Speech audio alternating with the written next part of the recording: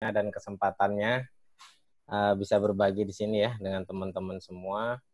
Ini untuk share screen-nya, mungkin bisa dibantu dulu Pak Denny nih. Ada pilihan. Langsung aja share. Sudah. Oke, udah bisa. Sip. Nah, kita langsung saja teman-teman ya untuk mempersingkat waktu karena memang ya kebetulan dapat sesi sore nih ya Pak Denny ya. Biasanya dapatnya sesi pagi, ini sekarang sore. Oke, kontraktor safety management system. Tapi sebelumnya ada baiknya kita perkenalan dulu ya teman-teman ya. Ini nama saya Sugeng Haribowo, biasa dipanggil ya ada yang panggil Sugeng, Sugeng ya terserah lah ya. Bisa Bowo juga dulu waktu masa kecil ya panggilannya.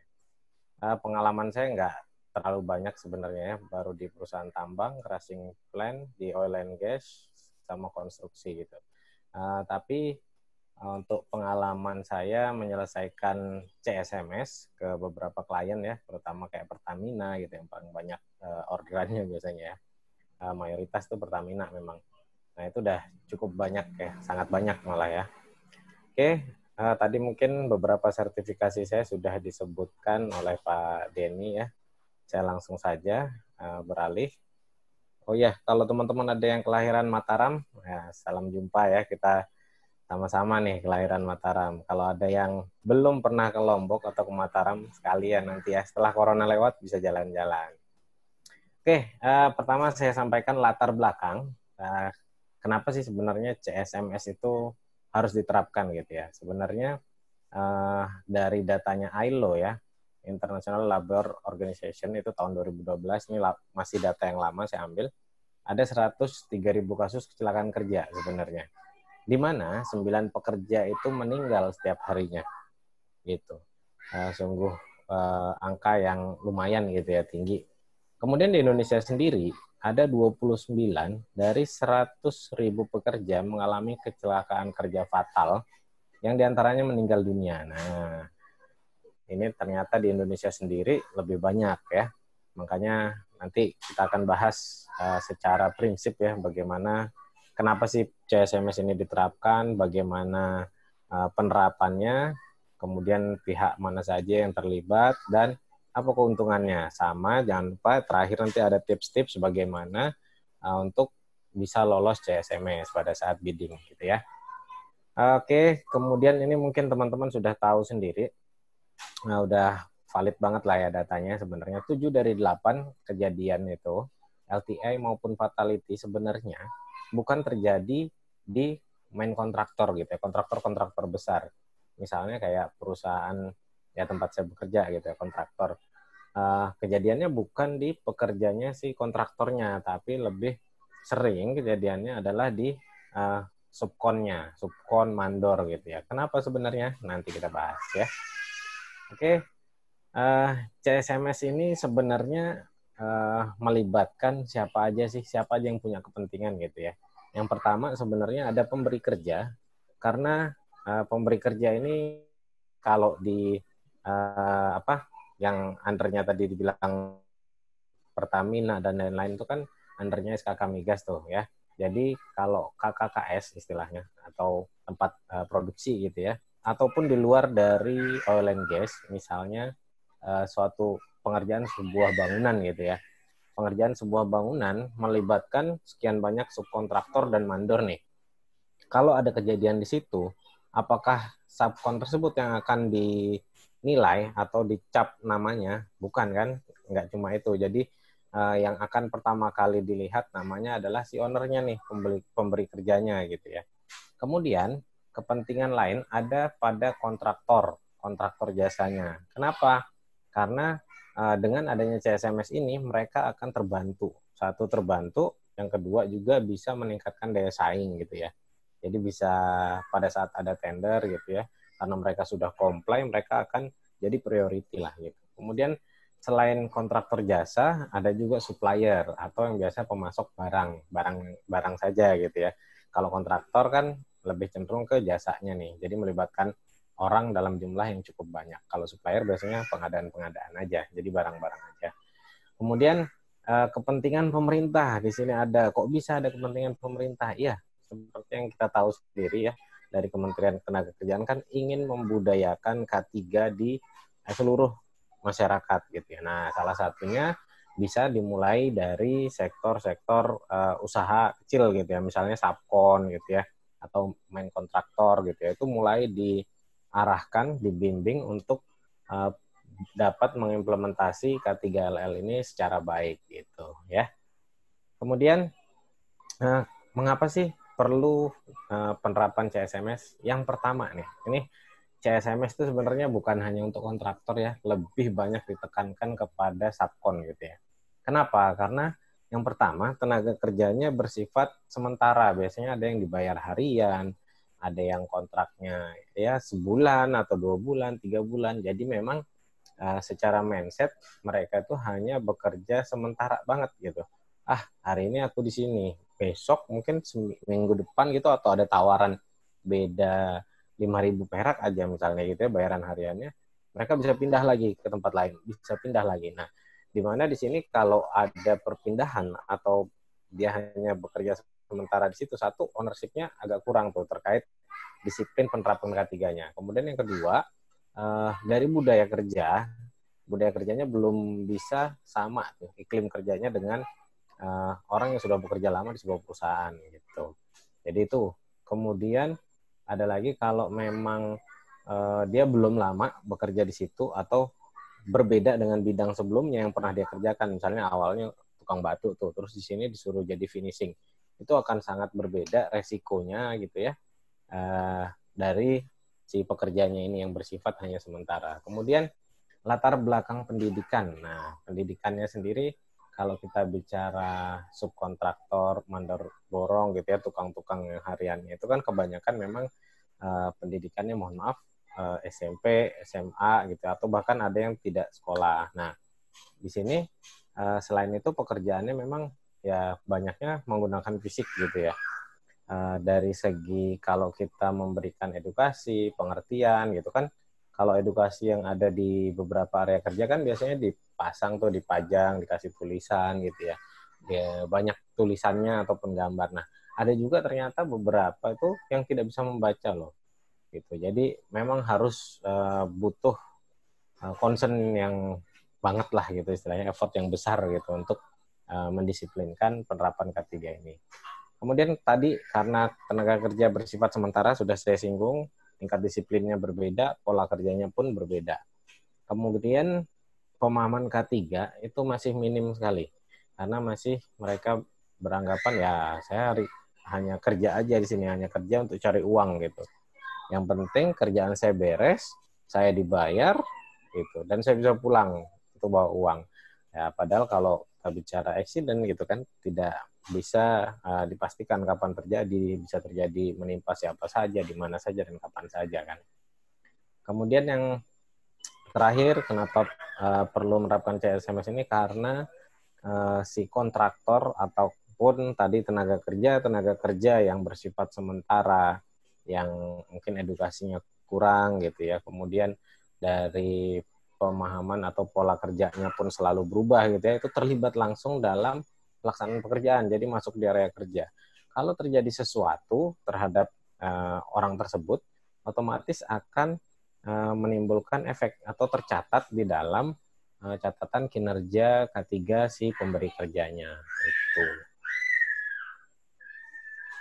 Oke, selanjutnya manfaat CSMS sendiri. Yang pertama, guidance atau memberikan arahan. Arahan kepada siapa? Kepada kontraktor sebenarnya ya. Untuk memberikan arahan dan kerangka penerapan bagi pemberi kerja dalam program pengelolaan K3L. Nah, kalau di referensi yang saya masukkan itu nanti ada dari PTK 005 ya, 2018 itu sama PTK 007 tuh yang 2016 ya, yang revisi 4. Nah, di situ memang panduannya jelas banget gitu. Kalau untuk pelaksanaan CSMS ini sendiri harus seperti apa gitu ya. Terus tata laksananya bagaimana, namanya juga PTK gitu ya, program tata kelola gitu ya. Kemudian manfaat yang berikutnya adalah sebagai pedoman penilaian pencapaian kinerja pengelolaan K3L. bagi pemberi kerja dan juga mitra kerjanya atau kontraktornya tadi. Jadi kita punya rapot gitu. Manfaatnya apa kalau untuk si pemberi kerja? Si pemberi kerja jadi bisa menggrading gitu ya, menggrading kontraktor mana sih yang comply nih terhadap penerapan K3L tempat kita gitu misalnya. Kalau manfaat dari untuk kontraktor itu sendiri adalah ya mereka sudah terregistrasi di situ, sudah dinyatakan lulus ya, berarti sudah dinyatakan mumpuni penerapan K3L-nya. Jadi pada saat akan ada tender lagi sudah tidak perlu lagi tuh mengikuti namanya prakualifikasinya karena sudah lolos gitu kan, tinggal langsung mengikuti tendernya untuk seleksi gitu. Kemudian yang ketiga, mengurangi gap antara manajemen K3L pada dari pemberi kerja, kontraktor, subkontraktor maupun supplier tadi. Jadi kan memang kemampuan penerapan K3-nya juga karena capitalnya berbeda, sumber daya manusianya berbeda juga kan akan berbeda-beda tuh penerapan K3L-nya. Jadi di sini ada gap yang cukup tinggi.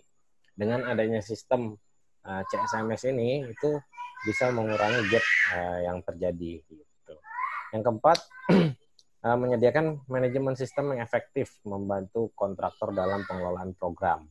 Jadi kan sudah runut ya, sudah runut, terstruktur gitu ya, sistematis dan juga kalau dilaksanakan di seluruh area kerja gitu ya, di seluruh proyek si kontraktor ini otomatis akan masif gitu. Jadi akan bisa menjadi budaya pada perusahaan tersebut gitu. Yang kelima, meningkatkan daya saing. Meningkatkan daya saing untuk si kontraktornya sendiri. Oh, ya nih, perusahaan kita sudah terdaftar di Pertamina misalnya, saya ambil contoh aja. Pertamina EP misalnya. Terus ada tender di Pertamina lain nih, di RU gitu ya. Dia bisa lebih percaya diri dan pada saat direview gitu ya, perusahaannya wah ternyata sudah pernah lulus nih di Pertamina EP gitu. Jadi di Pertamina RU mungkin akan lebih mudah dia untuk bisa mendapatkan kepercayaan pelanggannya. Walaupun tetap mungkin harus melalui proses juga seleksi sebelumnya ya, prakualifikasi gitu. Yang manfaat terakhir adalah meningkatkan budaya K3L khususnya di Indonesia karena memang program pemerintah itu sendiri kan ingin membudayakan K3 kepada seluruh lapisan masyarakat gitu. Jadi salah satu caranya adalah sebenarnya dengan program CSMS ini gitu. Oke, referensi sendiri yang pertama Undang-Undang Nomor 1 tahun 70, kemudian ada PP 50 tahun 2012 tentang sistem manajemen K3, ada juga PTK 005 ya tentang pengelolaan kesehatan kerja dan lingkungan di kegiatan hulu minyak dan gas bumi. Kemudian ada juga PTK sebelumnya yang 0074 itu, PTK 007 biasanya orang sebutnya di revisi 4, itu lebih secara rinci mengenai standarisasi K3LL kontraktor yang akan bekerja sama dengan KKKS gitu ya.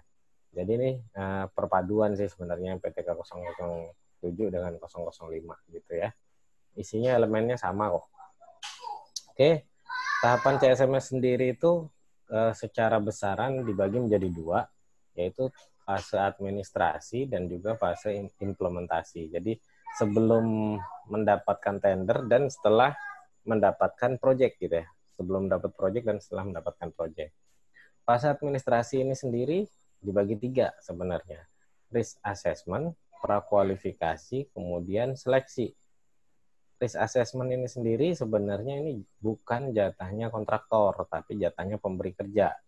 Jadi si pemberi kerja ini harus melakukan analisa risiko dulu untuk menentukan proyek ini sebenarnya high risk atau medium risk nih, atau bahkan low risk misalnya gitu ya. Nah, itu harus ditentukan dulu. Kemudian di fase prakualifikasi ini adalah fase yang akan mensortir sebenarnya kandidat-kandidat si kontraktor yang akan ikut dalam tender tersebut gitu.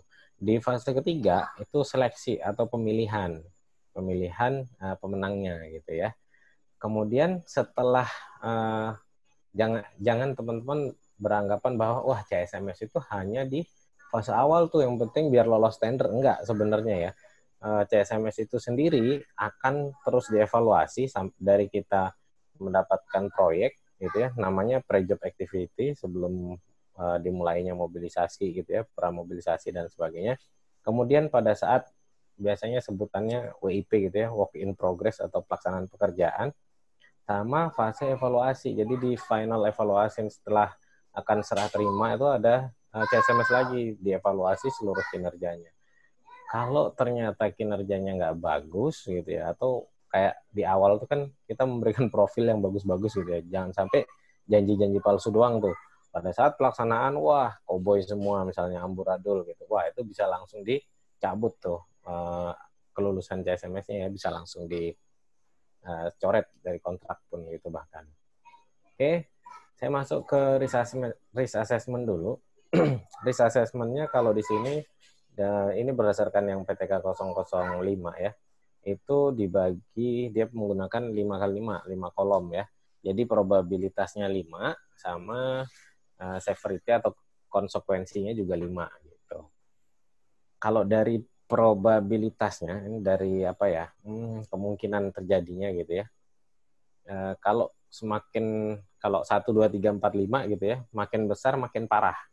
A, B, C, D, E juga gitu. Makin besar berarti makin sering terjadinya.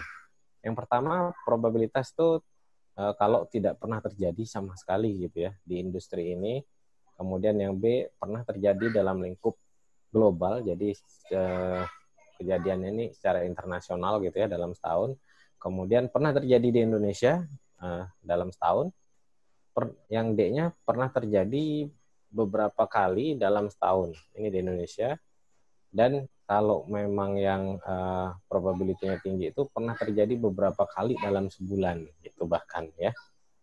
Gimana tingkat keparahan atau konsekuensinya gitu ya.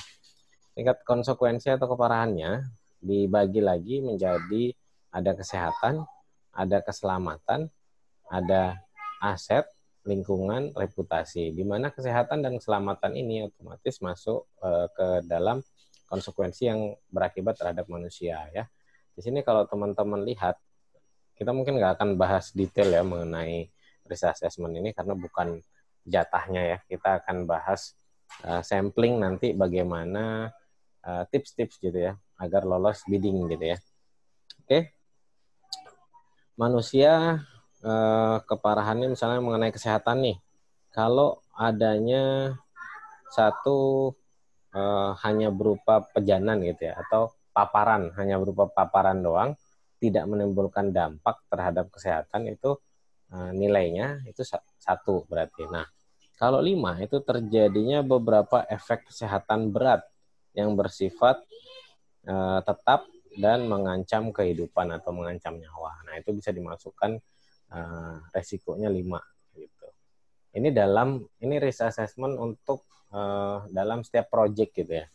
Misalnya ada project sekarang ya, project disinfektan misalnya gitu di dalam area kerja, membersihkan karena lagi banyak corona nih, dilakukan disinfektan di misalnya di office gitu ya.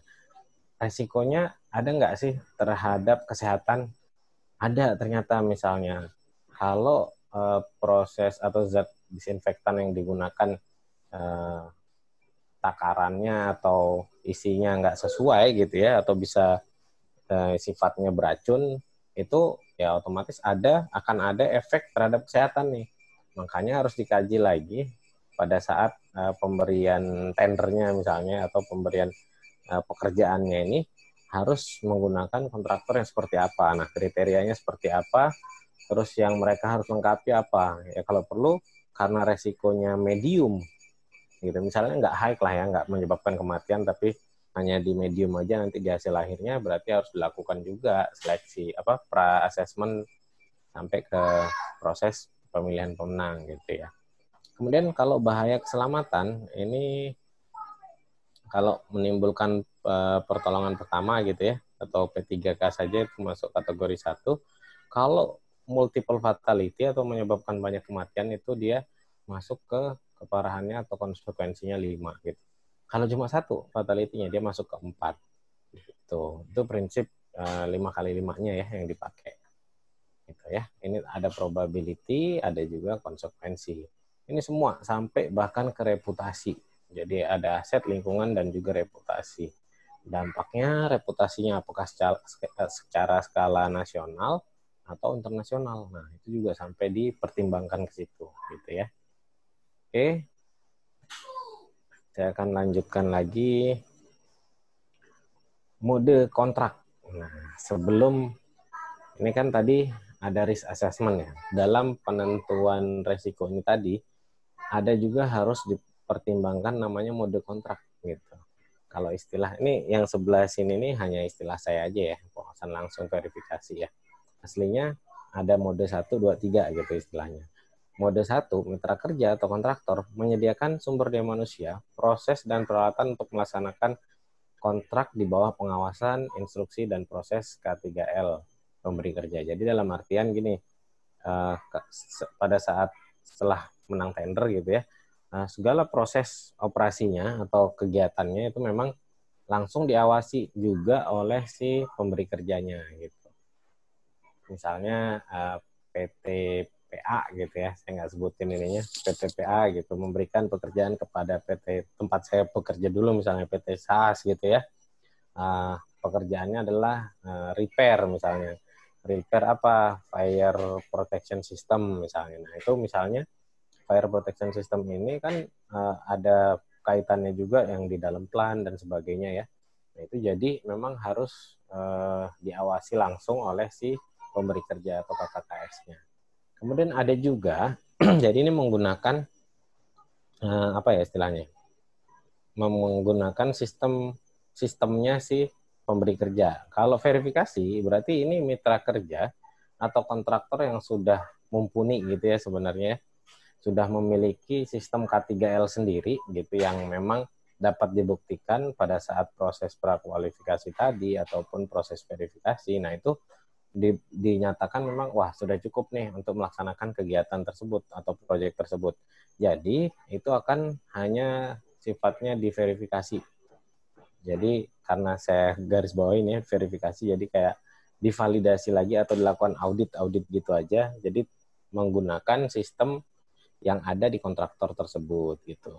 Ini sih yang biasanya banyak lazim ya, sering kami ikuti gitu ya. Jadi kayak tempat saya terdahulu atau yang sekarang gitu ya, PT SAS Internasional, PT Akset gitu.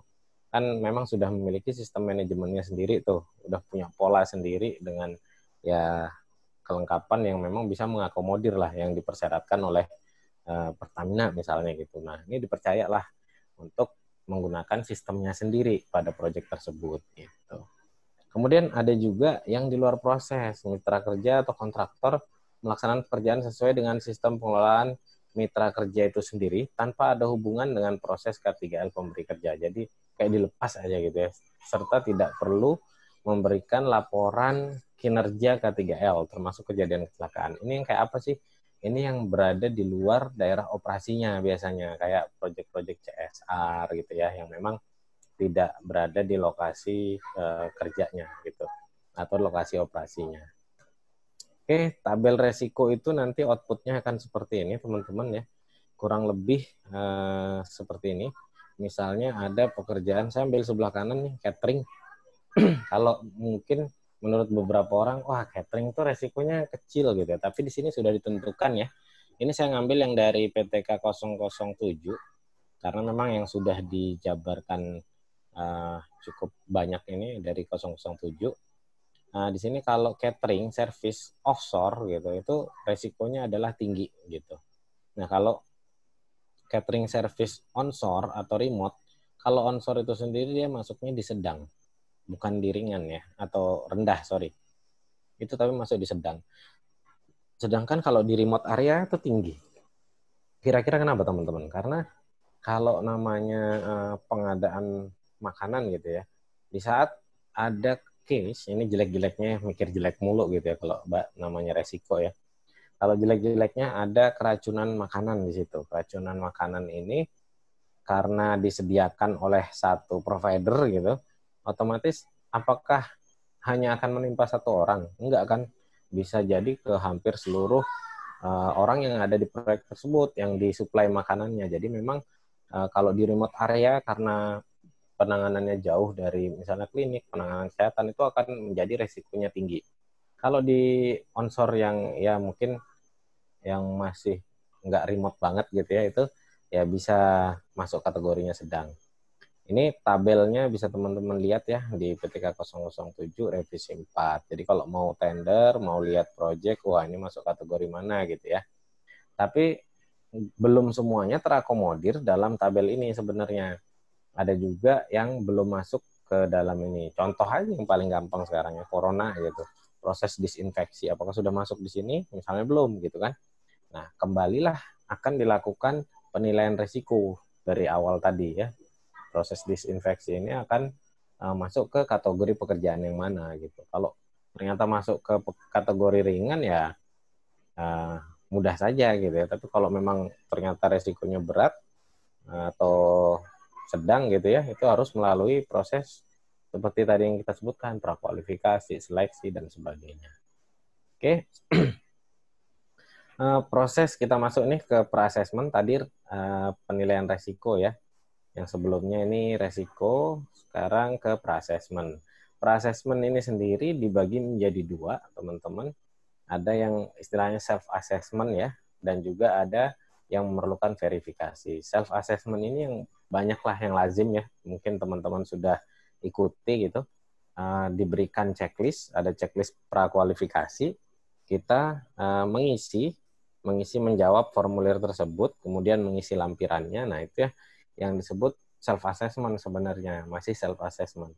Kemudian proses selanjutnya itu akan ada verifikasi, penilaian kualifikasi yang dilakukan oleh pemberi kerja. Jadi kayak auditnya lagi gitu ya, melalui evaluasi dokumen, penilaian kualifikasi K3L beserta lampirannya, atau verifikasi lapangan apabila diperlukan gitu ya.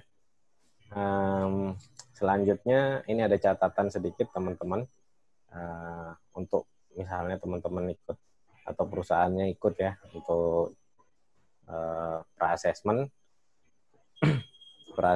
di sebuah perusahaan gitu, masa berlakunya 2 tahun ya, dan dapat dibatalkan bila tidak memenuhi kualifikasi K3L. Pada saat apa? Pada saat tadi pekerjaan berjalan atau work in progress ya, kan tadi ada pre-activity ya istilahnya, ada pre-activity, ada work in progress, dan final evaluasi. Nah, kalau pre-activity biasanya nggak terlalu berdampak lah ya, cuma di situ adalah janji-janji atau kayak dokumen SAE plan-nya dibuat list pemenuhannya gitu ya. Kemudian itulah yang akan dilakukan kan, itu yang akan dimonitor terus pada saat pekerjaan berjalan dan juga penilaian akhir gitu. Nah, ini kalau ada penyimpangan gitu ya, ketidaksesuaian pada saat dilakukan audit WIP-nya atau di final evaluasinya itu si masa berlaku sertifikat CSMS istilahnya, sertifikat CSMS-nya itu bisa dicabut gitu atau dibatalkan, atau menyebabkan kejadian atau ada kejadian insiden gitu. Kategori 4 dan 5. Tadi kan kalau kita lihat kategori 4 dan 5 itu misalnya ada satu fatality itu. Satu fatality itu bisa dicabut langsung si sertifikat CSMS-nya gitu, dibatalkan istilahnya, bukan cabut. Nah, apalagi kalau multiple fatality gitu di kategori 5-nya itu wah bisa dicabut gitu. Itu baru dari segi yang keselamatan. Kalau kesehatannya kita lihat juga kalau dampak lingkungannya seperti apa gitu ya, dampak terhadap reputasi seperti apa. Pokoknya yang di kolom 4 dan 5 itu bisa menyebabkan si kontraktor tersebut dievaluasi bahkan dibatalkan untuk izinnya gitu ya, izin CSMS-nya. Oke. Pelaksanaan kualifikasi sendiri itu kalau resiko tinggi, passing grade-nya itu sebenarnya 60 atau lebih gitu ya. Kemudian kalau resiko sedang itu di 54,3 atau lebih gitu. Kalau rendah ya di bawahnya 54,3. Kemudian ada misalnya nilai kita 54,5 gitu ya. Tapi ada beberapa elemen mandatori yang kita nilainya kurang dari 6. Nanti ya kita masuk ke checklistnya gitu. Ada beberapa elemen mandatori yang kita gagal misalnya. Wah, itu langsung otomatis gugur dan tidak dilanjutkan ke proses berikutnya, teman-teman. Elemennya apa aja sih? Ini ada elemen 1, 2, 4, dan 5. Elemen 1 itu mengenai komitmen K3L melalui kepemimpinan, kemudian kebijakan dan sasaran strategis, sama elemen 4 itu penilaian risiko dan pengendalian, kemudian yang kelima, manual operasional K3L. Gitu ya. Contoh nih sekarang, kita akan, namanya juga basic ya, webinar basic CSMS gitu ya, for bidding. Kita akan fokus untuk teman-teman bisa menjawab atau menginterpretasi kebutuhan pada 4 elemen ini. Jadi minimal mandatorinya kita bisa lolos nih pada saat mengikuti pra kualifikasi gitu ya. Yang pertama itu ada komitmen K3L melalui kepemimpinan. Kuesionernya biasanya kayak gini nih pertanyaannya ya. Ini saya ambil dari capture aja sih sebenarnya ya. Beberapa ada yang punya Pertamina gitu, ada yang lain. Nah, jadi di sini kalau teman-teman lihat di kuesionernya itu poin 1 adalah kepemimpinan dan komitmen. 1.1 itu komitmen K3L melalui kepemimpinan. Yang A, bagaimana para senior manajer terlibat secara pribadi dalam manajemen K3L sebagai contoh dalam penetapan sasaran dan pengawasannya. Kemudian poin B-nya, berikan bukti komitmen pada semua tingkatan organisasi. Yang ketiga, yang C-nya, bagaimana Anda mempromosikan budaya yang positif terhadap masalah-masalah K3L gitu ya. Nah, kriteria penilaiannya itu dibagi jadi 4. 0 itu kalau kita tidak mensubmit sama sekali atau tidak bisa menunjukkan bukti sama sekali akan dapat nilai 0. Bisa juga di 3 kalau kita menjawab tapi masih kurang lengkap. Bisa di 6 kalau memang ya jauh masih ada tinggal beberapa dokumen lagi yang belum lengkap. Bisa jadi 10 kalau memang semuanya sudah dilengkapi. Nah, ini kita ambil contoh poin 1 ya, kepemimpinan dari komitmen. Yang kita perlukan kan tadi kalau di elemen mandatori itu skornya 6 ya. Jadi skor 6 itu harus kita lihat di sini di C berarti. Itu terdapat bukti keterlibatan manajemen yang aktif dalam K3L. Bagaimana cara menjawabnya nih? Bukti manajemen yang aktif terlibat dalam K3L ya. Teman-teman bisa buktikan dengan kalau manajemennya, yang dimaksud manajemen sebenarnya bukan hanya level manager ya, tapi yang diharapkan adalah level puncak. Misalnya presdir gitu ya, direktur. Nah, itu harus turun berpartisipasi terhadap K3L-nya gitu. Biasanya kalau program yang masuk di sini adalah manajemen walkthrough gitu ya, atau manajemen visit. Tapi bagaimana cara kita menyampaikan evidence-nya? Nanti kita bahas di slide berikutnya ya. Oke, itu tadi menunjukkan peran manajemen. Kemudian budaya K3L pada tingkat yang dapat diterima. Jadi kayak ya dibilang BBS juga bukan sebenarnya, budaya K3L itu masih dianggap ya relevan lah, sedang-sedang aja itu dapat skornya 6. Gimana cara menunjukkan budaya K3L gitu ya? Budaya K3L banyak cara menunjukkannya gitu sebenarnya. Salah satunya mungkin dengan KPI. KPI-nya bukan hanya untuk orang HSE tapi juga untuk orang operasional, untuk supervisor. Itu harus dimasukkan KPI si HSE, KPI K3 itu dimasukkan ke dalam KPI personal gitu ya. Kalau kita mau dapat poin 10, apa aja sih? Wah, ini harus mantap banget lah ya. Terdapat bukti budaya K3L yang positif dan kuat. Bagaimana sih budaya yang kuat itu? Nanti kita bahas. Langsung aja ke sini. Nah, ini adalah capture-an. Ini adalah capture teman-teman ya dari CIVD sebenarnya ya. Jadi ada IP2P-nya PT itu gitu ya. Ini menjelaskan jauh lebih baik daripada yang tadi, yang sebelumnya penterjemahannya yang dari PTK 007. Di sini langsung jelas banget nih. Kalau mau dapat poin 6, itu yang pertama harus kita submit adalah ada organisasi K3LL dan diisi oleh minimal 2 orang. Nah, ini yang dimaksud adalah organisasi K3 loh. Organisasi safety. Jadi minimal ada 2 orang safety-nya. Gitu. Kemudian ada SK Komite P2K3-nya gitu ya. Baik secara struktur organisasinya maupun penunjukan orangnya, surat penunjukan gitu sebagai anggota P2K3 misalnya, atau ya anggota ya sekretaris P2K3 gitu ya, ataupun ketua gitu. Kemudian ada jadwal atau dibuat schedule manajemen walkthrough atau manajemen visit. Nah, itu di jadwalnya itu harus sudah masuk ada manajemen walkthrough dan ditandatangani itu. Ini jadwalnya tahun berapa? 2019 kah? 20 kah? Gitu. Dan untuk apa ya? Membuat lampiran ini yang disubmit itu bukan yang sifatnya masih planning yang belum jalan gitu ya. Jadi yang kita sampaikan pada saat CSMS ini sebenarnya sudah lalu kan, evidence yang sudah lalu, jadi semuanya sudah tanda tangan basah gitu ya, kita fotokopi aja yang kita submit gitu.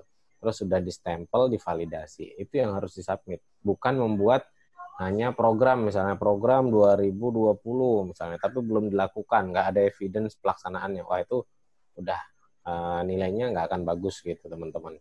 Ya. Oke, kita masuk ke sini lagi. Ada tadi selain jadwal manajemen walkthrough, ada juga jadwal P2K3. Nah, P2K3 sendiri kan 3 bulan sekali tuh. Walaupun seolah-olah lah udah rutin gitu ya. Kalau rutin tidak dibuatin jadwal dan jadwalnya tidak ditandatangani oleh pimpinan tertinggi atau si direkturnya gitu ya, itu otomatis ya nilainya akan kurang. Kadang ya kita P2K3 udah rutin gitu ya, nggak dibuat jadwal. Ini harus namanya pembuktian ya, pembuktian secara administratif itu harus gitu. Kemudian di poin 4 minimal ada 2 daftar hadir. Nah, minimal loh teman-teman ya, bukan hanya 1. Jadi daftar hadirnya pun ada 2, otomatis foto bukti pelaksanaan rapatnya, rapat P2K3-nya harus ada 2 juga gitu kan. MOM-nya juga harus ada 2 selain daftar hadir tadi gitu ya. Kenapa? Karena untuk menunjukkan ya alternatif bukti gitu ya, nggak cuma satu doang ya bisa dibuat-buat gitu istilahnya. Tapi kalau emang 2 ya valid lah bahwa itu memang yang kita lakukan. Kemudian yang kelima nih, agak menarik juga, ada media promosi HSE. Bisa melalui apa aja sih media promosi? Paling gampang poster ya. Poster dari ya A4 atau A3 kita print, tempel di lokasi-lokasi kerja yang mudah dilihat atau dijangkau orang gitu. Bisa juga melalui kalau sekarang website perusahaan gitu ya, dimasukin posternya ke situ. Bisa juga melalui email. Sekarang bahkan bisa melalui WhatsApp. Nah, itu di screen capture, dikasih keterangan bawahnya ya. Jangan pernah mensubmit dokumen itu atau dokumentasi mau foto, mau daftar hadir gitu ya. Hanya apa ya, screen capture-nya doang gitu, untuk tanpa ada narasi di bawahnya, keterangannya bahwa misalnya ini adalah evidence untuk menjawab bahwa ini tadi apa, bukti dilakukannya P2K3 gitu misalnya. Dokumentasi pelaksanaan P2K3 meeting tahun berapa gitu, misalnya tanggal bulan berapa, tanggal bulan tahun kalau perlu gitu ya teman-teman ya. Jadi biar enak gitu yang baca juga, yang memverifikasi enak. Ya, jadi kalau media informasi minimal 3 contoh. Nah, gimana kalau kita mau dapat poinnya 10? Wah, 10 ini lebih apa ya? Lebih dahsyat lagi ya yang harus disubmit ya. Secara summary ini sudah saya rangkum di bawah ya. Ada pengesahan struktur P2K3.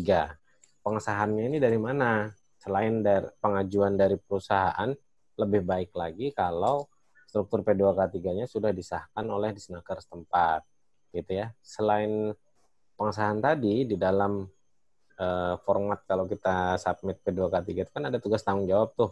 Nah, itu juga harus ada dilampirkan. Jangan sampai nggak di-scan gitu ya tugas tanggung jawabnya.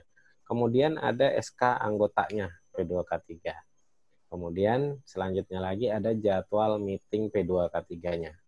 Dengan melampirkan apa? 2 daftar hadir, 2 MOM, dan juga 2 foto gitu ya. Yang jadi catatan lainnya lagi adalah kalau struktur K3-nya itu minimal 2 orang. Wah, gimana ya kalau perusahaan kecil langsung rekrut K3-nya 2. Nah, boleh nggak sih orang K3 ini ngerangkap gitu ya sebenarnya di dalam sebuah perusahaan? Ya, kalau secara struktur sudah di state di situ misalnya orang K3, terus dia membantu pekerjaan lain misalnya. Wah, dia karena basicnya misalnya teknik gitu ya, dia bantu juga di drafter gitu ya misalnya. Ya itu nggak apa-apa. Yang penting secara struktur memang dia diposisikan sebagai orang K3 gitu teman-teman. Kemudian ada manajemen visit. Manajemen visit yang diharapkan itu ada fotonya, ada bukti dokumentasi.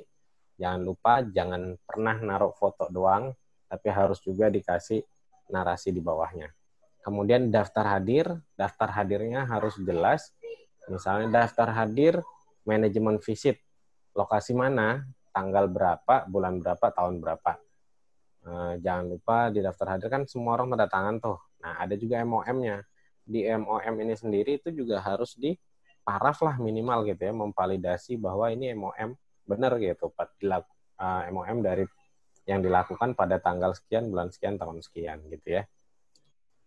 Oke, kemudian ada follow up kalau ada dari hasil temuannya, follow up IK-nya seperti apa, dibahasnya di mana, misalnya di manajemen meeting dibahasnya, atau di monthly meeting gitu dibahasnya gitu ya.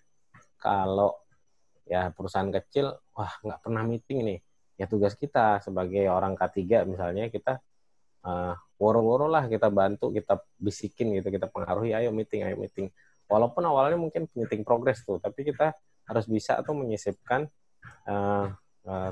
K3 di dalam progress meeting tersebut, karena ya memang mandatori ya sekarang ya K3 di mana-mana kan.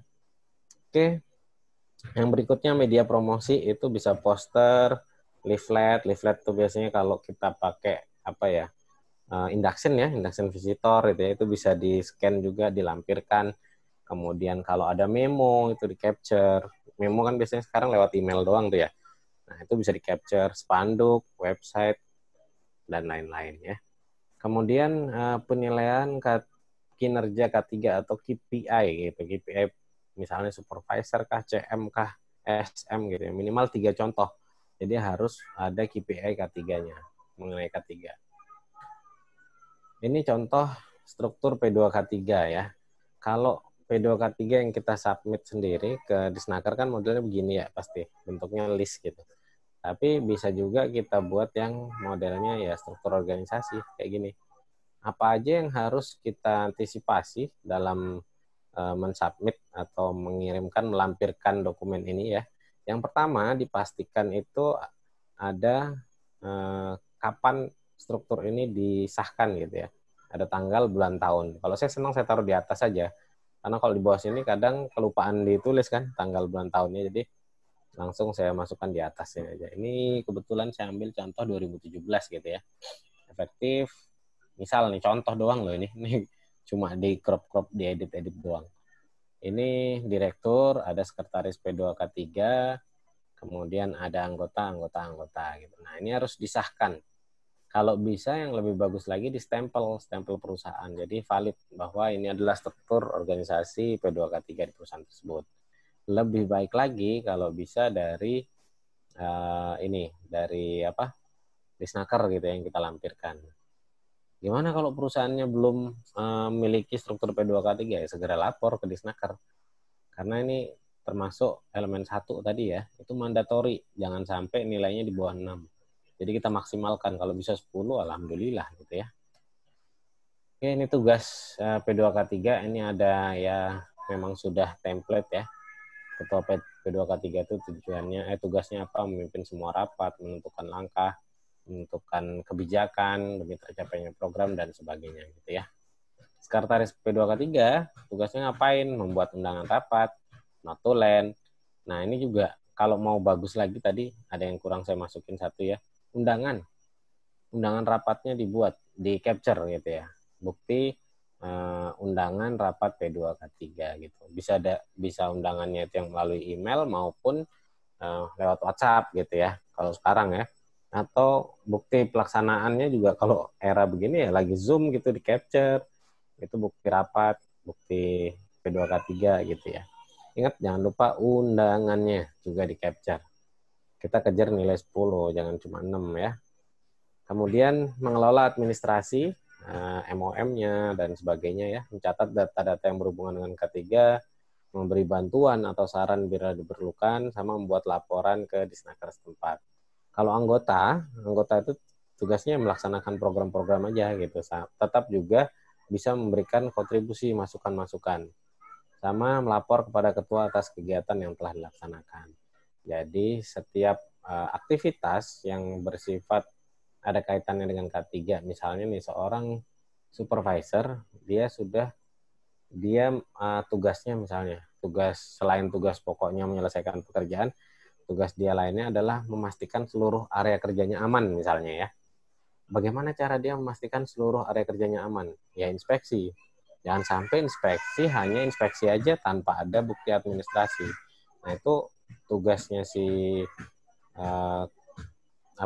anggota P2K3 ini sendiri kan memang harus ngelapor. Nah, laporannya berarti harus ada formnya minimal gitu ya. Jadi bisa dilampirkan juga ini.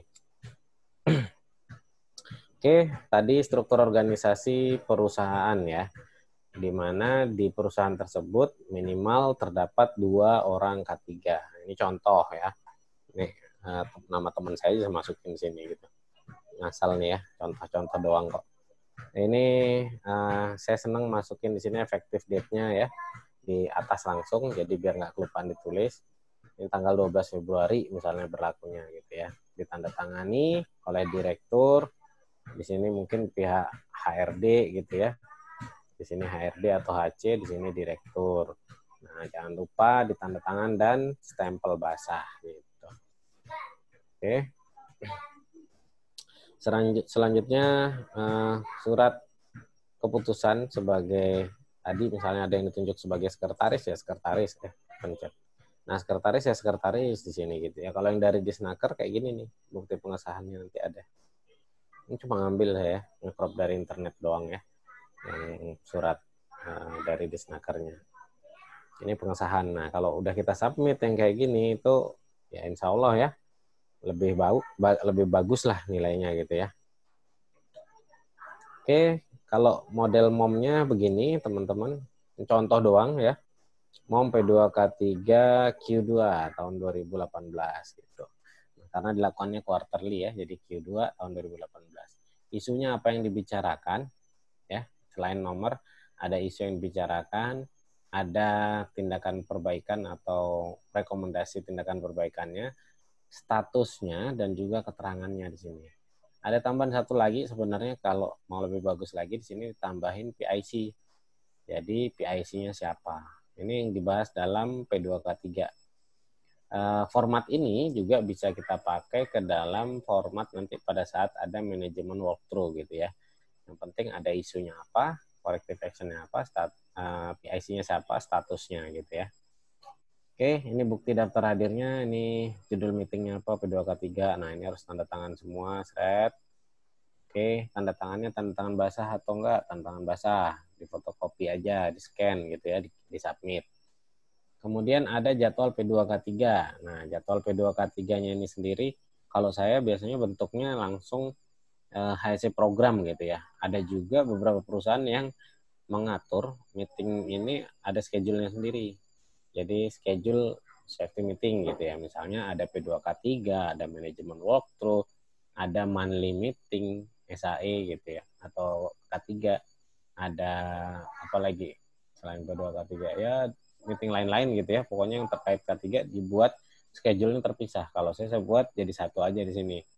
Cuma kalau jadi satu ini teman-teman nggak bisa langsung submit gelondongan gitu ya sepanjang itu. Ini kan ada 37 program nih. Nggak bisa langsung di-scan, dikirim gitu. Nggak. Tapi di-scan, ditandain mana yang dimaksud untuk bisa menjawab yang P2K3 baru dikirimkan gitu. Ini misalnya tadi, nah ini P2K3 meeting nomor 36 gitu kan. Tiap 3 bulan sekali. Jadwalnya kapan aja? Nah, lihat sini. Nanti dimention di sini dikasih stabilo gitu ya, baru di-scan. Set bahwa P2K3 meeting dilakukan ini jadwalnya gitu. Dan juga harus ada manajemen review atau manajemen walkthrough. Itu kapan? Misalnya setahun sekali atau tahun 2 kali gitu ya. Nah, kalau di proyek itu minimal banget itu 1 kali dalam 1 tahun. Ya, si direktur atau pimpinan pucuk gitu ya datang untuk melakukan manajemen visit. Ini buktinya kayak gini nih, tadi dokumentasi kedua ketiga sih. Kalau saya buat dokumentasi itu ada nama perusahaan, kemudian ada apa ya di sini keterangan narasinya bisa di atas ini atau bisa di bawah. Jangan lupa masukin tanggal bulan tahun gitu ya untuk mengidentifikasi biar si auditornya bisa enak gitu pada saat memverifikasi dokumennya. Jadi cepat prosesnya. Ini kalau tinjauan manajemen itu ada daftar hadirnya, ada bukti MOM-nya atau fotonya gitu ya. Ini kayak gini. Nomor 1 ada kategori, misalnya ada hasil temuannya apa, di mana, kemudian perbaikannya apa, dan statusnya. Jangan lupa tambahin PIC nih. Ini masih kurang sip lah ya. Tambahin PIC-nya siapa. Itu sih. Selanjutnya, contohnya lagi. Nah, promosi K3. Promosi K3 itu bisa bentuknya apa nih ya? Spanduk ya. Spanduk, bisa poster, pasang di sini, bisa apa? Standing banner, bisa juga kalau zaman sekarang ya, bisa di website perusahaan dimasukkan kayak kita tuh ada ya, kayak di Accept tuh ada websitenya, di situ campaign-campaign dimasukin situ semua, kemudian bisa juga di PC wallpaper ya, dijadikan wallpaper di PC seluruh karyawan, bisa juga dimasukkan ke dalam TV dashboard gitu ya, di ruang tunggu tamu itu dimasukkan media-media promosi gitu. Nah ini di capture aja, jangan lupa di mention kayak di bawahnya ini ya, pemasangan signboard, pemasangan apa gitu ya, itu harus ada mentionnya di bawahnya, jadi ada keterangannya narasi biar lebih gampang. Oke, yang berikutnya elemen mandatorinya, kita mungkin nggak bahas sampai habis ya elemen mandatorinya karena wah yang poin 4 itu elemen 4 panjang banget, banyak banget. Kita sekarang masuk ke elemen 2 yaitu kebijakan dan sasaran strategis. Kebijakan dan sasaran strategis K3L ini dibagi jadi 2. Ya, subelemen pertama adalah dokumen kebijakannya sendiri.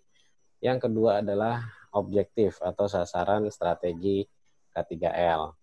Nah, yang repot gini teman-teman.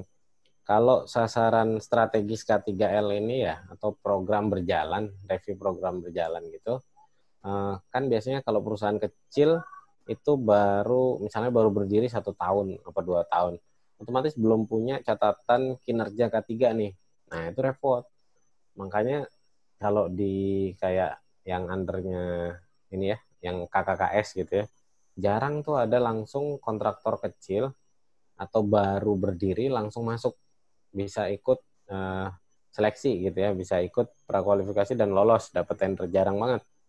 Karena memang kalau untuk mengikuti prakualifikasi ini sendiri, catatan kinerja K3-nya itu ya minimal kita bisa tunjukkan itu 3 tahun. Jadi idealnya sebenarnya 5 tahun. Catatan K3 5 tahun terakhir sebenarnya yang dilihat gitu teman-teman ya. Jadi kalau teman-teman buat prosedur pengendalian dokumen itu diatur minimalnya 3 tahun baru dimusnahkan. Jangan sampai wah baru tahun lalu dokumen proyek A misalnya datang musnahkan, jangan kayak gitu ya, tapi harus dipertahankan karena dokumen-dokumen itu akan diminta lagi atau bisa dimanfaatkan untuk menjawab pada saat prakualifikasi gitu teman-teman. Oke, kita bahas subelemen 2.1 dokumen kebijakan K3L. Pertanyaannya biasanya simpel gini ya, apakah perusahaan Anda mempunyai dokumen? Ya tinggal jawab aja ya gitu ya. Dokumennya bagusnya bahasa apa? Kalau perusahaannya murni lokal, orangnya lokal, kliennya lokal gitu ya, ya udah bahasa Indonesia. Tapi kalau ada ekspatriat di situ, misalnya 5 orang, 7 orang, kita bisa gunakan kebijakannya 2 bahasa, kebijakan K3L-nya. Kemudian, siapa sih yang memikul tanggung jawab keseluruhan dan tanggung jawab akhir dari K3L dalam operasi Anda? Nah, kalau ini teman-teman jawab, yang memikul tanggung jawab keseluruhan adalah pimpinan tertinggi gitu ya, atau direktur. Kemudian siapa orang yang paling senior dalam organisasi yang bertanggung jawab terhadap kebijakan. Nah, ini biasanya kalau dulu masih ISO 9000 yang lama gitu ya, itu kan ada MR tuh. Nah, atau ya pucuk pimpinannya si orang ketiga lah ya, yang senior gitu ya, yang memberikan apa masukan gitu kepada direksi ya. Kemudian jelaskan secara rinci metode yang Anda gunakan agar karyawan mengerti dan patuh terhadap pernyataan kebijakan K3L. Ya udah tinggal teman-teman jelasin nih kalau untuk meningkatkan knowledge gitu ya. Apa aja yang kita lakukan? Yang pertama misalnya kami memberikan safety induction kepada seluruh karyawan, kemudian memberikan training-training terkait pekerjaan yang berisiko tinggi yang akan dilakukan oleh karyawan. Kan orientasi istilahnya ya. Ada masa orientasinya. Kemudian ada training lain lagi gitu yang misalnya setahun sekali dia dapatkan, ada training kompetensi dan lain-lain. Itu sih jawabnya ya. Kemudian sasaran yang sub elemen 2.2, sasaran strategis K3L berkala atau tahunan. Apakah perusahaan Anda memiliki sasaran strategis K3L? Ya jawab iya, harus dilampirkan itu objektifnya gitu ya. Sasarannya apa sih? Misalnya zero LTI, zero fatality, zero apa gitu ya. Itu kan sasaran besarnya, tapi harus nanti ada juga sasaran-sasaran kecilnya, strategi kecilnya gitu ya. Kayak program lah sebenarnya, program K3. Kemudian jelaskan secara rinci metode-metode yang Anda gunakan agar karyawan mengerti tentang sasaran strategis K3L. Ya, tadi bisa melalui briefing, melalui safety induction, safety meeting gitu ya. Jawabnya kayak gitu. Nah, di dalam checklist biasanya, checklist penilaian kualifikasi itu sendiri ya. Ini ada nilai 0, kan tadi sudah kita bahas ya, 0, 3, 6, 10 gitu ya. Kalau nilainya tidak ada kebijakan gitu sama sekali gitu ya, itu nggak akan dapat nilai. Atau tidak ada sasaran strategis K3L-nya, itu 0 nilainya. Kalau kita kan ngejarnya nilainya 6 nih, jadi minimal di sini kita lihat kebijakan K3L dirumuskan dengan baik dan komitmen K3L diterapkan. Nah, ini masih bahasanya umum banget gitu ya. Paling enak sebenarnya teman-teman ngelihat langsung yang hasil capturean saya ini ya. Jadi di sini udah jelas banget. Yang satu itu kebijakan K3L ada dan memuat unsur keselamatan, kesehatan, dan lingkungan. Itu harus kita pastikan ya. Kemudian yang berikutnya ada target K3L tertuang dalam kebijakan. Misalnya tadi zero fatality, zero apa gitu ya, tulis aja di situ. Kemudian sudah disosialisasikan melalui media promosi. Media promosi itu kan tadi bisa melalui pada saat induction bisa disampaikan, bisa ditempel di ruang-ruang meeting atau di ruang-ruang yang strategis gitu ya, yang sering dilewati orang, bisa melalui email dan sebagainya gitu ya. Itu harus ada buktinya. Kemudian harus ada MOM-nya, daftar hadir dan juga MOM-nya. Jadi ini sosialisasinya harus ada daftar hadir dan juga MOM. Kalau mau nilainya 10, itu sebenarnya ada tambahan lagi sebenarnya. Jadi kebijakannya itu bukan hanya ada, tapi juga direview. Apakah pada saat nge-review ini tahunnya harus berubah? Enggak harus berubah teman-teman. Kalau misalnya dari tahun 2019 ke 2020, direview kebijakannya. Ternyata masih relevan ya. Kalau masih relevan, yang kita harus catat itu di MOM-nya sebenarnya bahwa kebijakan K3-nya masih relevan, jadi tidak dilakukan revisi gitu ya. Jadi harus ada review-nya. Kalau kita ada review berarti bisa melampirkan MOM-nya minimal 2 dong gitu ya. Yang tahun 2019 dan tahun 2020 misalnya di awal tahun review-nya gitu. Nah, itu dua-duanya harus dilampirkan. Oke. Terus ada, nah ini contohnya dokumen kebijakannya kayak gini ya. Selain tadi sasaran yang terukur gitu ya, itu harus dimasukkan juga misalnya targetnya zero kalau untuk penyakit tidak ada penyakit akibat kerja, tidak ada nol fatality gitu ya, dan tidak menyebabkan pencemaran lingkungan atau zero gitu ya. Itu harus dimasukin di sini. Ini dalam mensubmit atau melampirkan dokumen kebijakan K3 ya. Yang teman-teman harus perhatikan pertama adalah ininya nih, di sebelah boleh di kiri, boleh di tengah, boleh di kanan, sebenarnya ada logo perusahaan, kemudian ada tanda tangan, nama direktur, dan effective date-nya. Sama satu lagi, harusnya ada stempelnya gitu ya, menyatakan validasinya. Jadi ini harus ada. Nah, kalau tadi mau dapat nilai 10, kan ini sama nih dokumennya, satu aja yang disubmit. Di dokumen berikutnya itu yang kita lampirkan adalah MOM-nya gitu teman-teman. Oke. Kemudian foto dan MOM. Nah, kalau saya sih masukin foto begini biasanya. Kalau nggak di atas ya di bawah saya kasih keterangan. Ini kan foto, misalnya foto P2K3. Kalau nge-review kebijakan kan selain di P2K3 juga bisa tuh dibuat meeting khusus gitu ya untuk membahas tentang kebijakan sendiri gitu. Jadi ya ininya diganti, misalnya pembahasan kebijakan atau review kebijakan, tanggal berapa, bulan berapa, tahun berapa. Kalau bisa fotonya sih lebih baik lebih dari satu ya. Jadi menggambarkan bahwa real benar lokasinya di situ, orang-orangnya itu gitu ya. Nah, ini contoh MOM kalau memang kebijakannya masih relevan dan tidak perlu direview lagi gitu. Ini ada tertulis di sini masih relevan. Kemudian ada daftar hadir. Daftar hadirnya kalau ini jangan cuma satu kalau mau dapat nilai 10. Daftar hadir pembahasan tinjauan manajemen lagi. Review kebijakan di tahun sebelumnya 2019 dan juga di tahun 2020 gitu. Oke. Tadi perumusan, kalau ada perusahaan baru, ini kan kebijakan tuh kalau ada perusahaan baru ya yang dilampirkan MOM perumusan kebijakannya.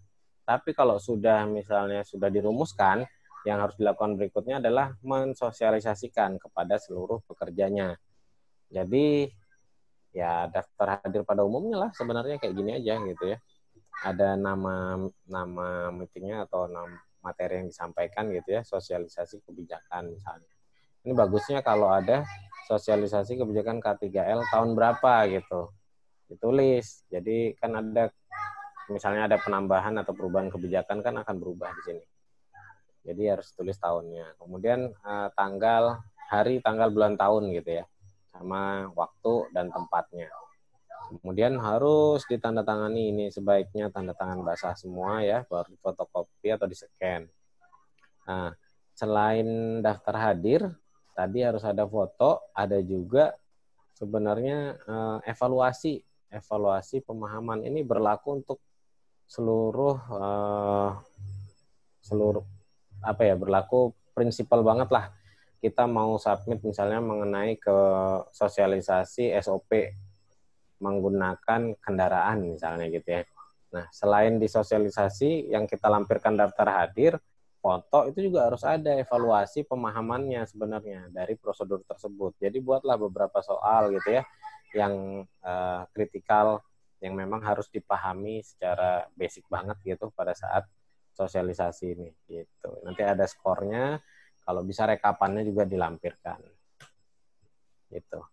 Oke, kalau dokumen kebijakan ini sosialisasinya, ini kebetulan langsung disosialisasi oleh direktur misalnya, atau ditempel di papan informasi gitu ya, itu bisa dokumen kebijakannya ditempel di situ. Nah, ini yang saya bilang tadi, poin 4 ini sangat-sangat banyak ya self assessment-nya nih. Poin 4 itu sub elemennya ada 8 loh, teman-teman. Elemen 4 ini kan penilaian risiko dan pengendalian gitu. Risiko apa aja? Wah, ini semuanya masuk di sini. Yang satu tuh pertama penilaian dan pengendalian risiko. Risiko apa? Bahaya terhadap kesehatan kerja. Kemudian bahaya terhadap keselamatan kerja. Kegiatan logistik.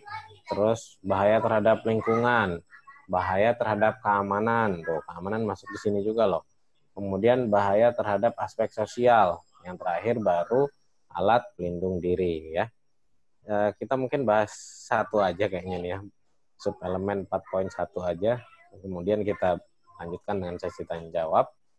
Karena kalau workshopnya sendiri sebenarnya 2 hari ya, panjang itu kita bahas satu-satu, kita bedah, ada latihannya juga. Kemudian 4.1 ini penilaian resiko. Penilaian resiko kalau di checklist kualifikasi, pertanyaannya hanya begini doang nih. 4.1 yang A, bagaimana perusahaan Anda mengidentifikasi bahaya nilai resiko, mengendalikan dan memitigasi dampak ke tingkat yang dapat diterima, alarm istilahnya ya. Hanya kayak gitu doang. Kalau di checklist nilainya ini 0, ini 3, 6, 10. Nah, kan minimal 6 masing-masing poin ya. Kalau bisa kita maksimalkan ke 10. Jadi yang harus kita lampirkan apa? Wah, kalau saya udah punya RPN sendiri ya. Ada capture-annya gitu ya. Yang pertama harus ada prosedur manajemen resiko atau HIRA biasanya, atau IBPR atau RA, risk assessment namanya ya. Itulah namanya macam-macam ya, tapi yang penting prosedur atau pengaturan mengenai manajemen resiko. Kemudian manajemen resikonya sendiri ada dokumen HIRA-DC-nya gitu ya. Dokumen HIRA-DC-nya ini harus mencakup seluruh kegiatan yang dilakukan, yang pernah dilakukan. Jadi kalau misalnya kegiatannya itu survei gitu ya, survei yang ngeker-ngeker nembak gitu ya. Nah, itu di dalam identifikasi bahaya, dokumen IBPR-nya itu harus mencakup seluruh pekerjaannya.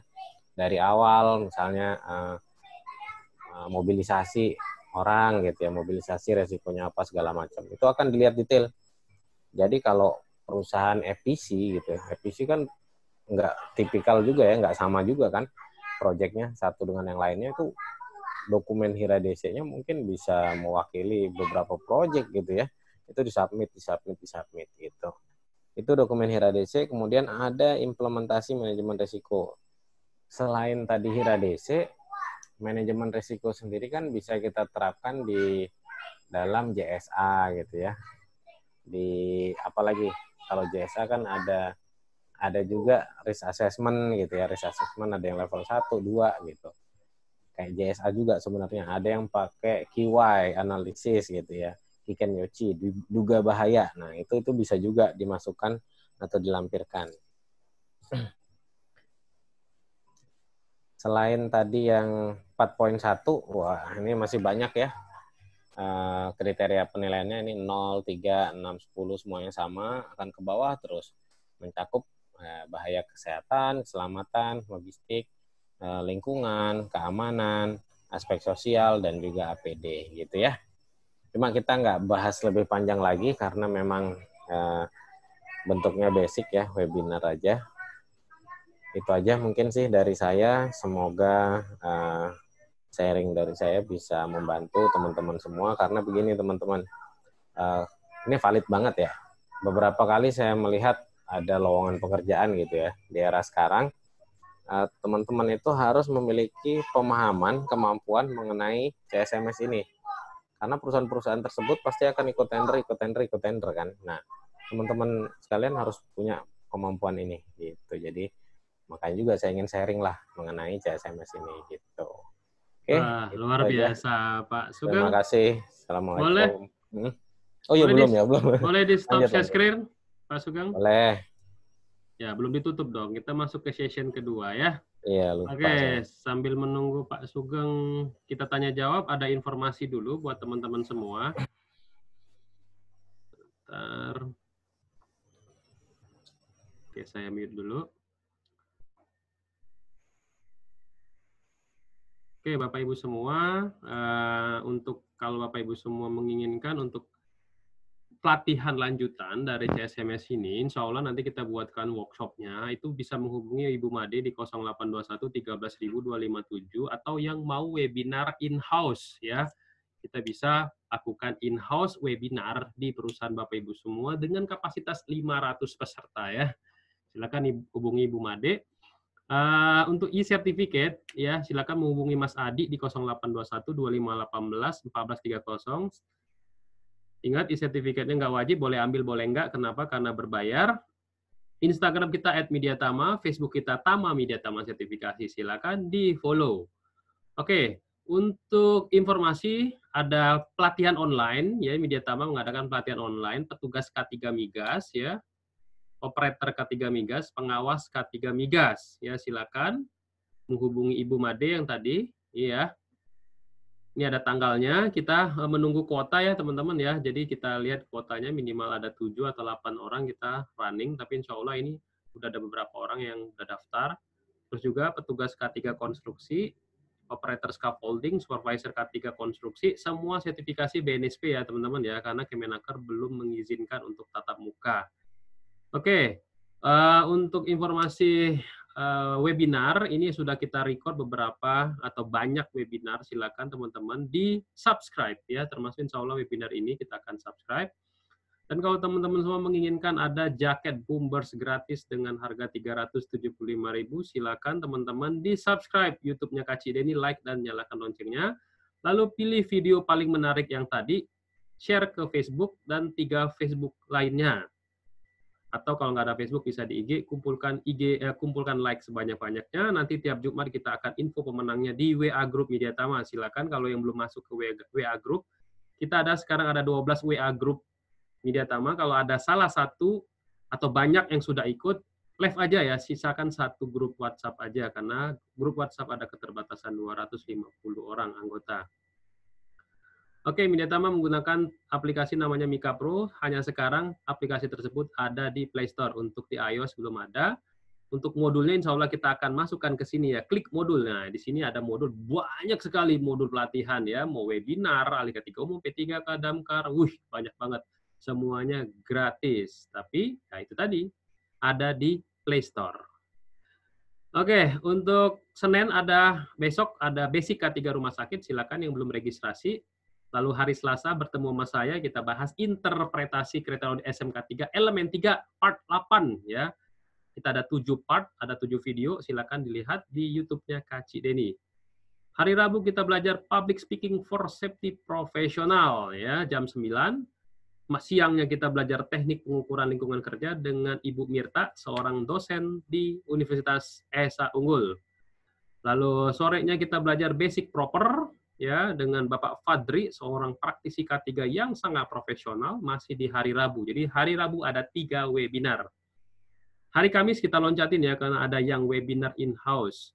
Hari Jumat bersama Pak Saud kita belajar new normal, ya, budaya perspektif K3. Jadi kalau mau tahu protokol new normal di proyek-proyek atau pabrik, silakan nanti kita komunikasi, diskusi dengan Pak Saud. Hari Sabtunya belajar sama Ibu Dokter Jovita, standar kesehatan kerja di tempat kerja, jam 3:30 ya. Hari Seninnya kita belajar leadership is fun. Wah, itu ya. Sama langsung pakar fasilitator kepemimpinan dan praktisi NLP, ya, foundernya Growing. Oke. Nah, itu aja informasi dari saya. Oke, kita buka session tanya jawab. Oke, ada pertanyaan gini Pak Sugeng. Untuk yang membuat, ya saya unmute dulu. Yang membuat CSMS ini kualifikasinya itu seperti apa? Apakah ada khusus kualifikasi untuk pembuat CSMS atau gimana tuh Pak Sugeng? Silakan. Wah, sebenarnya sih setahu saya ya ada sendiri sertifikasinya BNSP untuk orang yang kompeten membuat CSMS ini sendiri gitu ya. Ya, tapi sebenarnya selain kita bicara kompetensi, sertifikasi kompetensi, kan sebenarnya sertifikasi kompetensi ini didapatkan dengan kita juga harus mampu melakukan.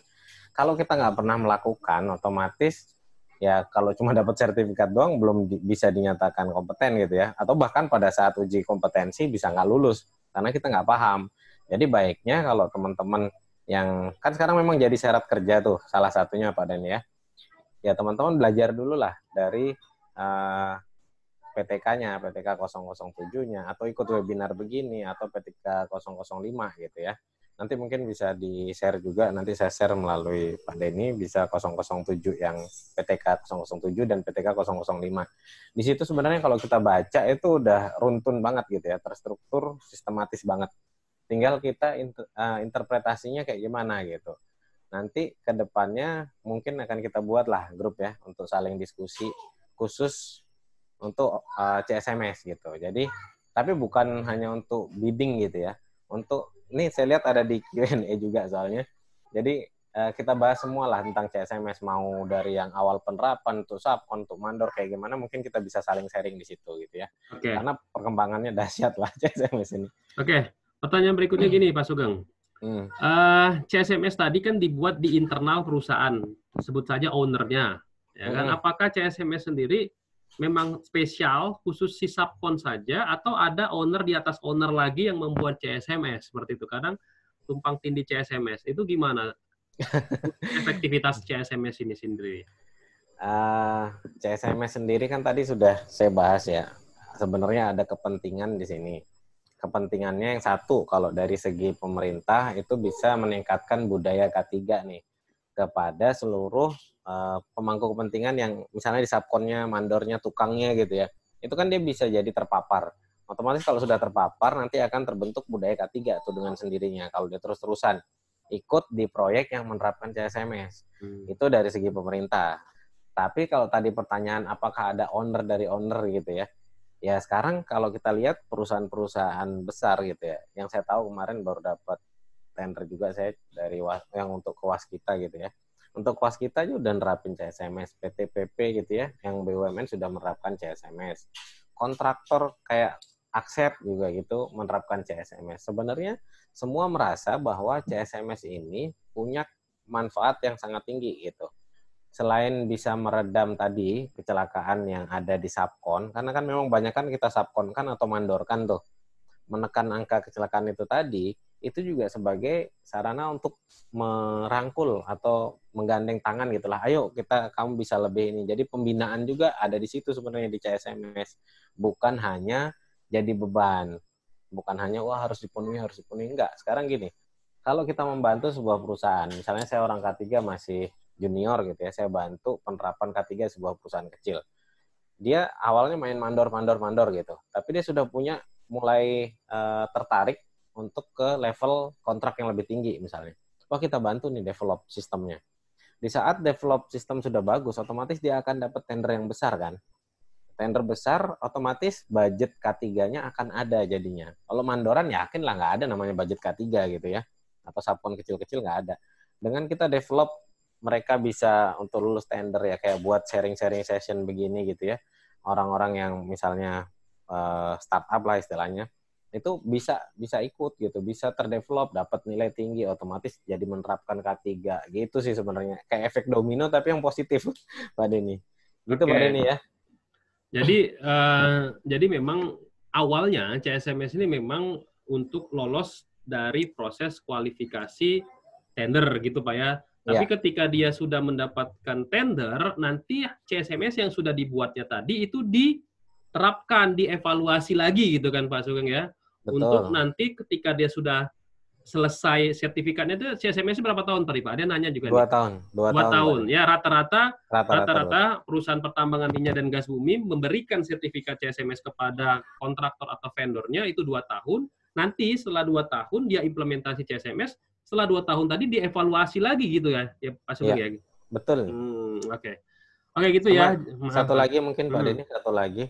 Kalau tadi bicara apakah seragam misalnya gitu ya, enggak seragam. Tapi referensinya kurang lebih sama ya, Pak Denny. Kalau kita bicara dari regulasi pemerintah dulu, ada Undang-Undang Nomor 1 Tahun 70 memberikan hak gitu ya keselamatan. Kemudian ada PP 50 Tahun 2012. Ada juga kalau bicara di sektor migas dan ini ya, di sektor migas, SDM gitu ya, ada SKK migas. Nah, PTK 007 dan 005 ini sendiri yang ngeluarin kan SKK migas.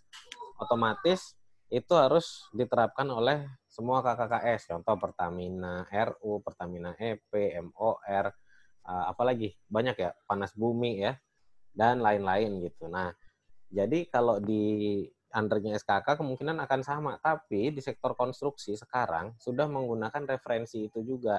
Di sektor yang lain pun akan ya beralih ke situ juga, akan menggunakan referensi karena dampaknya ternyata positif gitu. Jadi nanti kalau perusahaan yang non migas ya yang disebutkan tadi, dia boleh meng-create sendiri pertanyaan-pertanyaan CSMS, termasuk Pak Antero nanya, Pak, apakah rumah sakit kerja di rumah sakit, bisa nggak membuat CSMS untuk para vendornya? Jawabannya bisa gitu Pak Ya. Sugeng ya. Tapi Yes, bisa. Ya, disesuaikan dengan risiko yang akan ada terjadi di kontraktor tersebut, di kontraktor yang kerja project di proyek project yang tersebut. kerja proyek di proyek rumah sakit tersebut gitu ya. Ya. Tuh gitu ya Pak, jawabannya Pak Antero ya. Oke, pertanyaan berikutnya Pak Sugeng. Mm-mm. Berapa lama kita tarik data dari belakang untuk kita dapat membuktikan CSMS kita ini ke owner? Nah, itu ada pertanyaannya. Berapa lama datanya? Maksudnya tarik. Ya. Nah, gitu. Nah, berapa lama itu? Minimalnya 3 tahun, Pak Denny. Jadi Tiga yang tahun baik ya. datanya adalah 3 tahun sampai 5 tahun. Makanya tadi sudah sempat saya sampaikan, saya notes gitu ya, bahwa kalau teman-teman membuat manajemen dokumen gitu ya, jangan sampai membuatnya hanya setahun tuh disimpannya, tapi harus minimal 3 tahun sampai 5 tahun. Karena apa? Semua dokumentasi atau report K3L-nya gitu ya, itu yang akan kita submit itu yang diminta biasanya 3 sampai 5 tahun gitu. Oke. Jadi teman-teman, ketika teman-teman mengerjakan K3 di lapangan itu harus disimpan selama 3 tahun gitu Pak Sugeng ya, Betul. untuk nanti tim marketing, Pembuktian. Untuk tim pembuktian. marketing nanti pembuktian pada saat ada kuesioner CSMS gitu Pak Sugeng ya. Betul Pak Denny. Oke, jadi gitu ya teman-teman ya. Jadi semua hasil rapat, inspeksi gitu ya, itu disimpan selama minimal 3 tahun karena untuk membuktikan pada saat kita tender CSMS. ada CSMS. Oke. Ada pertanyaan dengan Pak Suwandi ini, apakah CSMS ini ada kaitannya dengan ISO? Misalkan ada ISO 14001, 45001, SMK 3. Kaitannya tuh kayak gimana sih CSMS dengan ISO ataupun ISO 45001 sama SMK 3? Nah, itu mungkin gimana tuh Pak Sugeng? Silakan. Sebenarnya sih strukturnya ya Pak Denny ya. Kalau kita lihat strukturnya kan kurang lebih hampir sama tuh. Ada yang pakai struktur yang high level gitu ya, dari struktur kebijakan, komitmen, dan sebagainya. Cuma kalau CSMS ini sendiri sebenarnya dia menggunakan pendekatan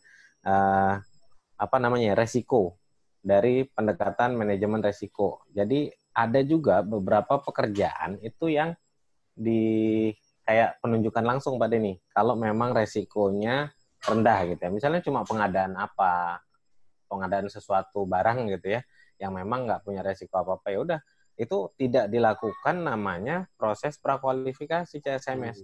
Karena memang pendekatannya tadi resiko base gitu. Apa hubungannya sama ISO sebenarnya? Kalau ISO kan sistem manajemen, sama SMK 3 gitu ya, sistem manajemen perusahaan secara utuh dan menyeluruh gitu ya. Sebenarnya kalau bicara high level dan medium level itu sama strukturnya, CSMS dengan ISO gitu. Itu saling melengkapi. Cuma nanti di persyaratan di CSMS itu biasanya ada pertanyaan, apakah perusahaan memiliki sertifikat ISO 9001? Apakah perusahaan memiliki sertifikat SMK 3? Nah, itu pengaruh nggak kalau kita jawab tidak gitu loh Pak Sugeng? Pengaruh Pak Denny. Itu Pengaruh ya? ada di poin tambahan juga ya, poin tambahan lain itu ada. Itu bisa memberikan nilai tambahan untuk kita. Salah satunya dia tidak menyebutkan dokumen ISO gitu ya, tapi memiliki sertifikasi sistem manajemen bahasanya. Jadi bisa ISO, bisa SMK 3 gitu ya. Masih sifatnya global gitu.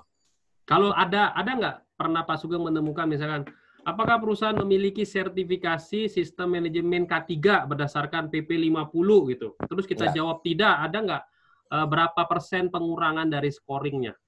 Tahu nggak Bapak? Ada standarnya nggak untuk ada pertanyaan itu berapa persen kira-kira berkurang standar CSMS-nya Pak Sugeng? Kalau standarnya kemungkinan poinnya berkurang 3 ya kayaknya, kalau nggak 3 salah ya? ya. Saya nggak hafal, soalnya ada tools yang saya buat juga, checklistnya tinggal klik-klik aja. Kalau terpenuhi nilainya sekian, kalau nggak nilainya sekian. Kalau nggak salah 3 sih. Gitu. Tapi bisa juga berpengaruh ya. Saya pernah menjadi konsultan juga di salah satu perusahaan Pertamina gitu. Di anak perusahaan Pertamina, itu sangat berpengaruh sekali, bisa 10 juga tuh poinnya tuh Pak Sugeng. Kalau nggak ada sertifikat SMK 3 gitu. Berkurang 10 berarti satu elemen udah gugur gitu.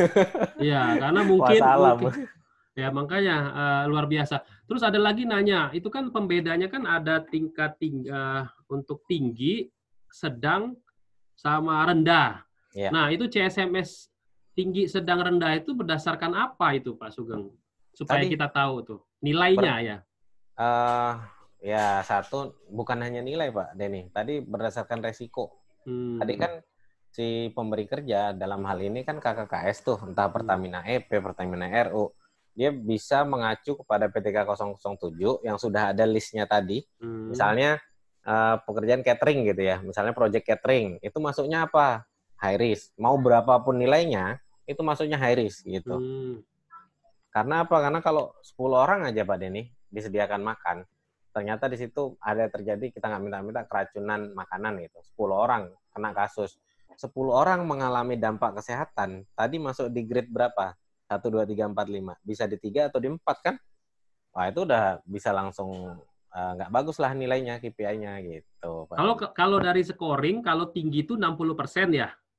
Iya, Kalau minimal 60% lulus, baru dia dapat sertifikat CSMS berlaku 2 tahun. Kalau menengah berapa Pak Sugeng? 53,4.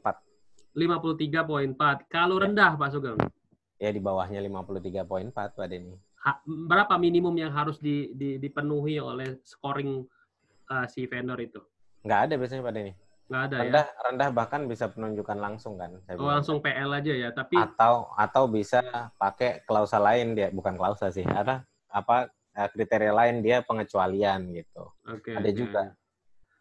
Oke, kita langsung buka penanya ya. Silakan Bapak Ibu semua, tadi saya lower hand semua, sekarang yang raise hand, silakan yang raise hand. Pak Arianto Rambe, oh ini teman kita nih ya. Arianto Rambe, silakan di unmute. Pak Rambe, ya ini dulu pernah ikut training saya juga. Pak Rambe, Zulharbi, siapa? Oke, Pak Rambe, silakan. Pak Rambe. Oke, Pak Denny, terima kasih Pak Denny. Sekarang di mana dulu? Kenalkan dulu. Kenalkan diri dulu. Ada videonya. Di mana sekarang Pak Rambe? Sekarang lagi di Bojonegoro, Pak Denny. Proyek apa?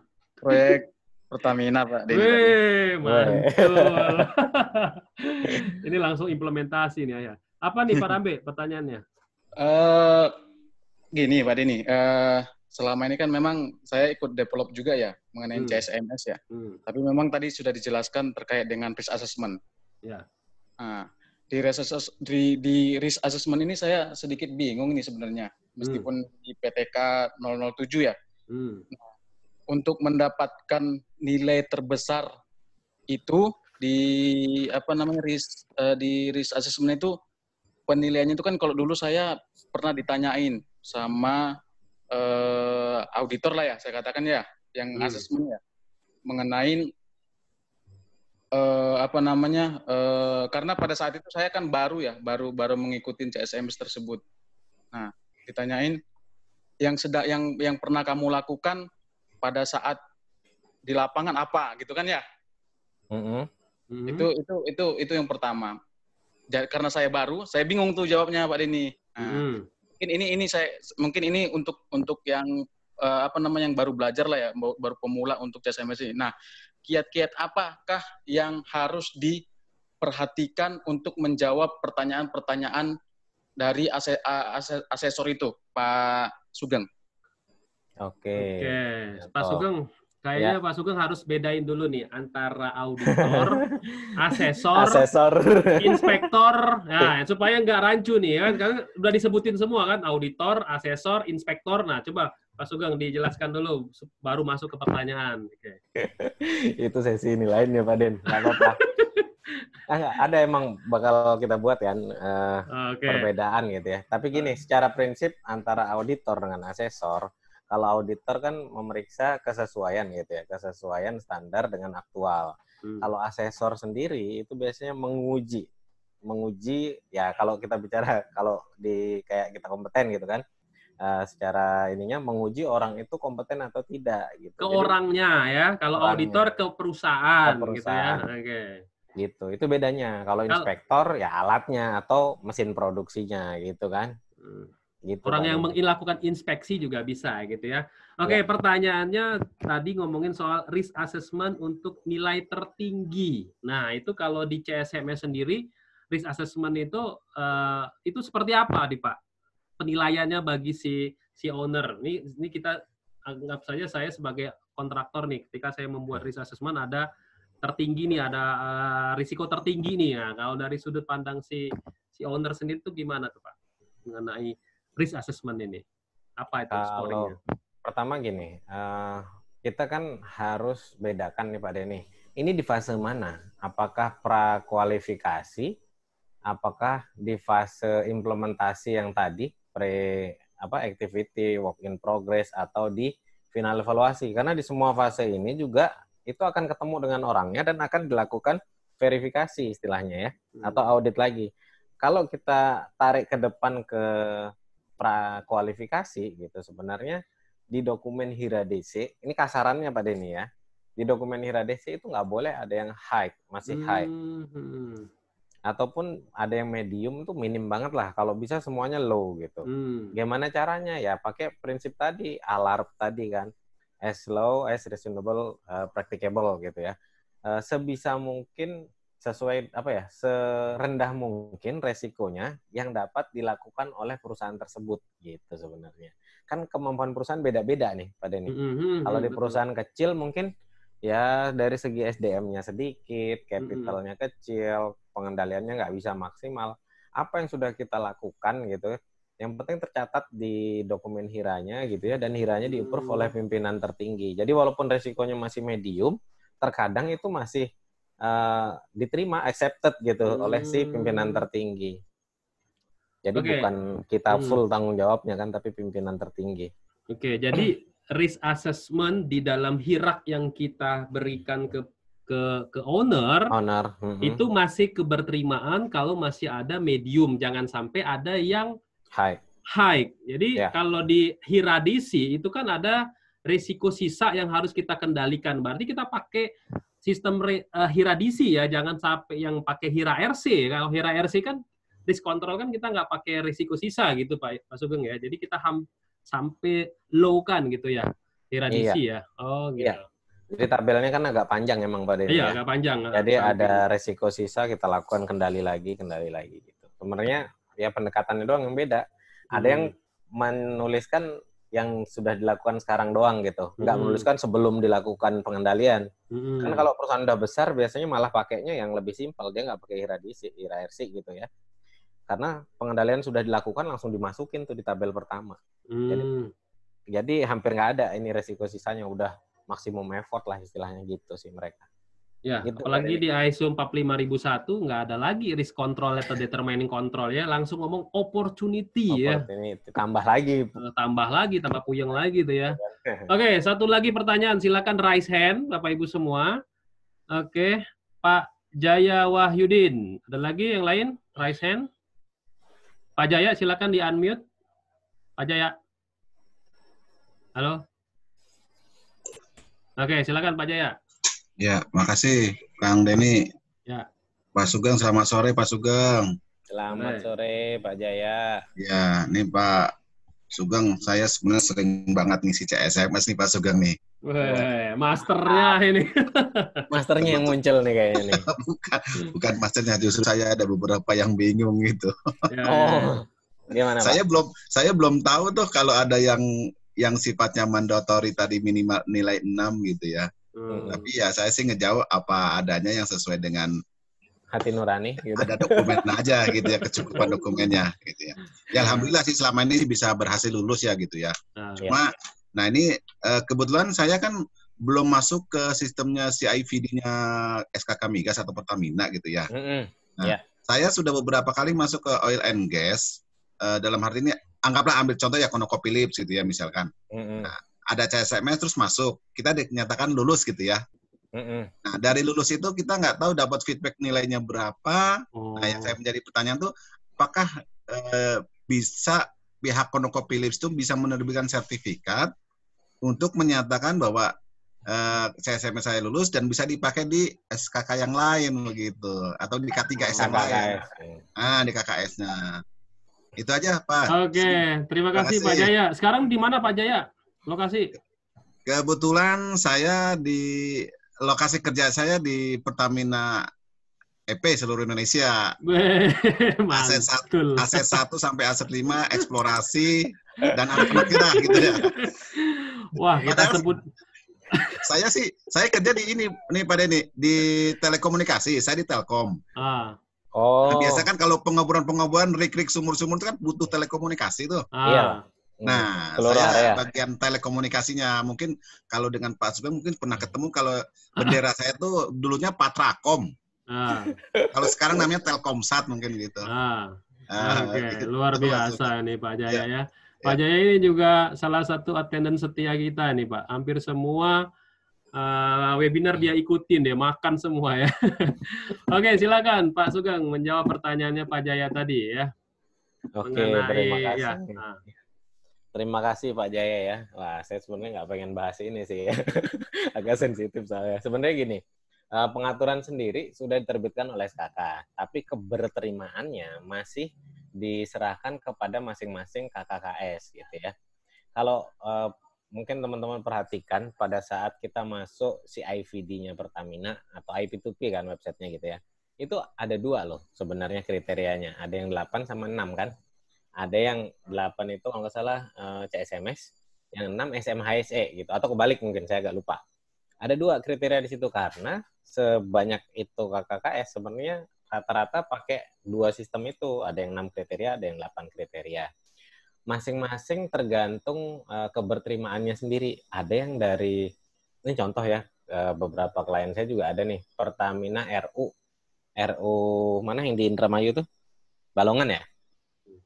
Nah, Balongan gitu.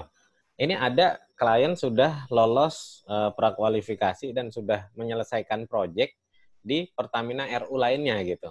Di saat KZ 6 gitu, ternyata di situ keberterimaannya masih dipertanyakan. Nah, akhirnya minta referensi lah dari RU yang lainnya gitu ya, untuk dapatkan keterangan bahwa sudah lulus CSMS di sini dan sampai final evaluasi loh Pak Denny. Udah final evaluasi, scoringnya itu 70 gitu ya, kan lumayan ya. 70. Di situ terus masih diminta untuk mengikuti prakualifikasi sebenarnya. Jadi ada unsur gini Pak Denny. Auditor, tadi kita bicara ya, auditor atau verifikatornya tadi itu masih belum seragam lah di seluruh KKKS. Karena memang ya saya juga kurang ngerti ya sistem development-nya kayak gimana, saya nggak mau terlalu dalam karena kita sebagai ya kontraktor aja kan yang akan ikut bidding gitu. Itu urusannya di dalam banget di KKKS dan SKK lah intinya. Intinya ada perbedaan gitu. Perbedaan entah persepsi ataupun kompetensi di situ yang melakukan, jadi ya keberterimaannya berbeda. Gitu Pak Denny ya. Harus diplomatis ini. Karena hati-hati nih, banyak orang Pertamina nih Pak yang ikut.